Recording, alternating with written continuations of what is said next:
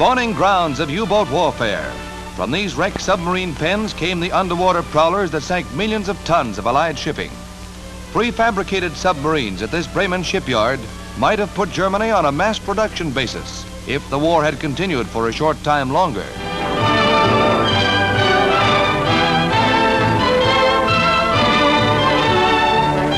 But the scourge has ended. The U-858 approaches Cape May, New Jersey, after having surrendered at sea to 2 destroyer escorts. The 240-foot underseas craft is manned by an American prize crew, keeping a watchful eye on the Nazi skeleton crew, which remained to operate the ship. The prisoners, who sank 18 Allied vessels, come ashore to await confinement at Fort Miles. Barely a day later, a second submarine arrives at Portsmouth, New Hampshire, after having surrendered formally off the Maine coast. The submarine's officers await transfer to shore. This U-boat is credited with a speed of 20 knots and a cruising range of 10,000 miles. The prisoners are taken to Portsmouth Naval Prison, where they will be kept for an indefinite period. The U-boat peril is dead, but this arrogant captain personifies an unrepentant Nazism.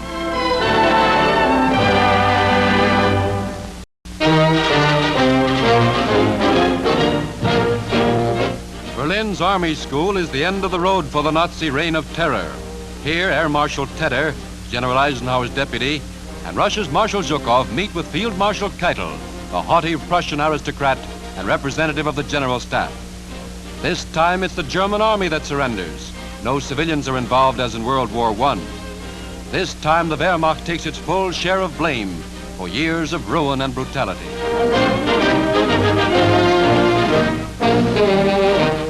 Keitel signs, marking the end of all German military action. Tedder and Zhukov add their signatures to the document that surrenders Germany to Allied control and completes Nazi humiliation. Following the ratification, the Allied officers tour the gutted Nazi capital. Berlin's once proud architecture is only a memory.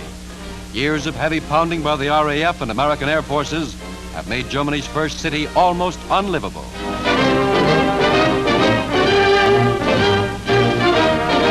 Thousands of tons of bombs have pockmarked the famous Brandenburg Gate and laid waste the Hotel Adlon, former meeting place of world travelers. All Nazi government buildings have been destroyed, burying the infamous Hitler and Goebbels in their rubble. Berlin's history as one of the world's great capitals is ended. Not only her capital, but most of Germany's mighty industrial cities are wiped out. These first pictures of Hamburg, made by the RAF, reveal the indescribable destruction wrought by repeated air attacks on the Reich's second city.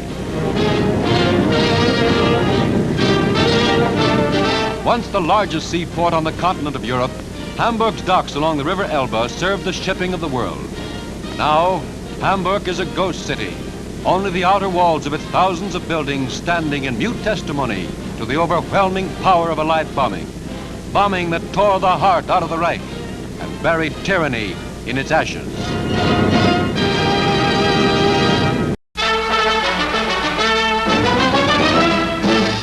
At Merkers, Germany, this salt mine holds one of the strangest secrets of the war. A secret that was to deal Germany a crushing financial blow during the last days of the conflict. Here, GIs uncovered a fabulous hoard of jewelry, silver, currency, bullion, and art treasures. Much of it the accumulated loot of 5 years of war. Practically every museum in Europe is represented in these masterpieces, which include Raphael's, Rembrandt's, Van Dyck's, and many other great masters' works, buried now 1,200 feet below the ground in what the Nazis considered a safe hiding place and a bomb-proof shelter. The 100 tons of gold bullion represents most of Germany's reserve.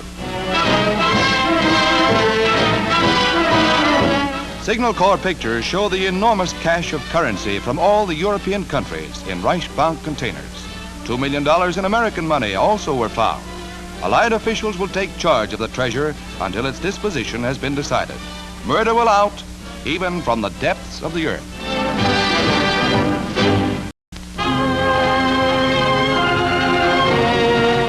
High in the Alps, just a few miles from the Brenner Pass, a picturesque villa is the meeting place of Allied authorities and German political and war prisoners. Among them are the wife and daughter of former Chancellor Schuschnigg of Austria. He was married during captivity, and one of Hitler's former financial backers, industrialist Fritz Thyssen, with his wife. Many royal prisoners were brought here from the Dachau prison camp, as was General Halder, formerly of the German General Staff, and Pastor Niemöller, the anti-Nazi Hitler dared not kill. Also among the liberated was a group of Allied flyers, and the nephew of the King of England, Lord Lascelles, captured in Italy. Another of the freed was Lieutenant John Wynant, son of our ambassador to England. Farther north at Magdeburg, we meet a German of a different stripe, General Dietmars, Nazi military radio commentator and previous military governor of Magdeburg, surrenders to the Yanks. Dietmar's voice had failed long ago, and he used a double, like many another fallen Nazi blowhard.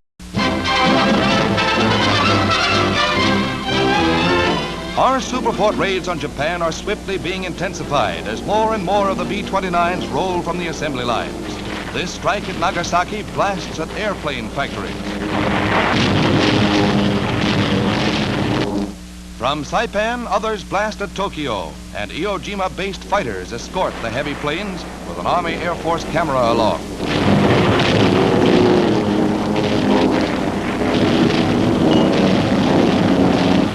Flak is heavy, but Jap pilots were caught by surprise to find a fighter escort, and scores of enemy planes were picked off by the Mustangs from Iwo Jima.